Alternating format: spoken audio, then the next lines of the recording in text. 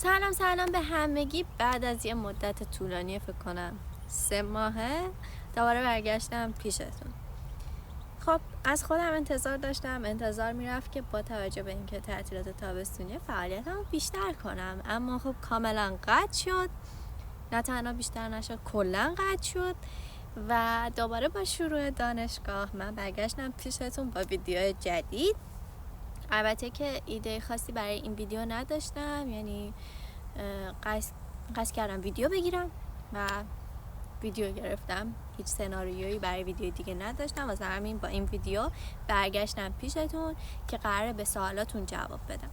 اول از همه این که خب من 3 ماهی که فعالیت نداشتم، اما نزدیک 100 نفر شدیم داخل یوتیوب که اگر در جریان روند یوتیوب باشین میدونین که گرفتن 100 تا سابسکرایبر اول یه مقدارش سخته. پس مرسی که سابسکرایب کردین و این ویدیو هم کلی ویو گرفت و از همین طریق کانال من رو پیدا کردین. مرسی از همتون. بریم ویدیو رو شروع کنیم.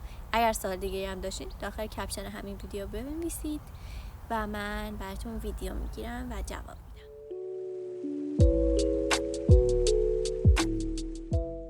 سراغ سوال اول با نور زیبای خورشید. اول اینکه پرسیدین اینکه اونجا مرتب اخراج میکنن از بس که درس‌ها سخته. راسته؟ بچه نگاه کنید، این خیلی بستگی به دانشگاهتون داره، بستگی به این داره که شما درس بخونید نخونید، خیلی چیزا رو ربط داره. اما تا جایی که من اطلاع دارم شما اگر اینجا درس بخونی اخراج نمیشی. خب درس هم سخت نیست، به نسبت ایران درس ها سخت نیست. فقط تنها سختی که داره اینه که به زبان دیگه است و سختیش اینه، وگرنه اینجا روسا خودشون به راحتی پاس میشن، چون واقعا درسا سخت نیست.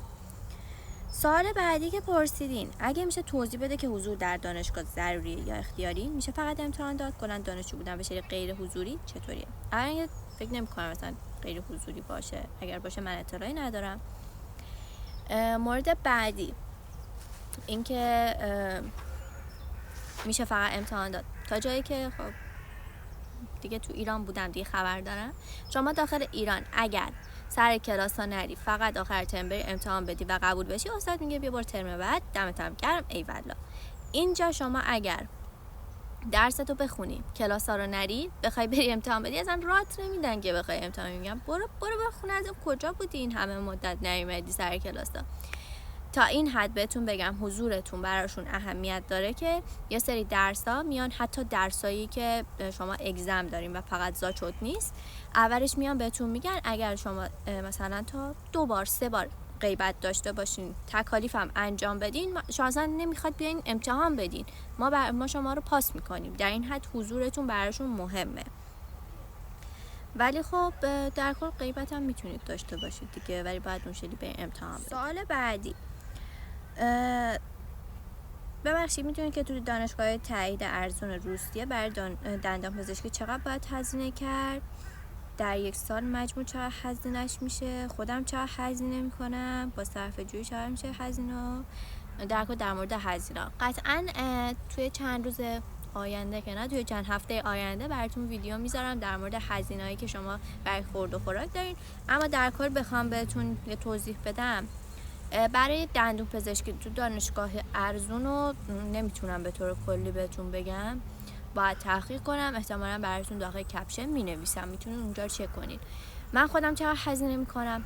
برای سال دوم، کورس دوم، هزینه دانشگاه من 340,000 روبله و من ماهی 4,000 تا دارم برای خوابگاه میدم که میشه 48,000 تا، حدود 50,000 تا برای خوابگاه دارم میدم توی 1 سال، با اون 340,000 تا حدوداً 400,000 تا.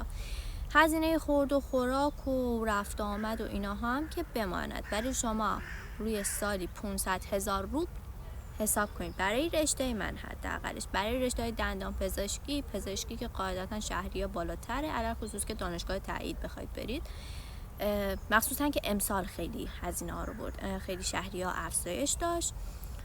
آره در کل نمیدونم، ولی خب دیگه شما حداقلش روی 500,000 روبل در سال باید حساب کنید. چند تا از سوالاتون رو که دیده بودم جواب دادم. اگر سوال دیگه ای داشتید که من ندیدم یا اینکه سوال دیگه ای جز اونایی که برای من نوشتید دارید، حتما داخل کامنت ها برام بنویسید، ببینم جواب میدم و براتون ویدیو میگیرم جواب میدم.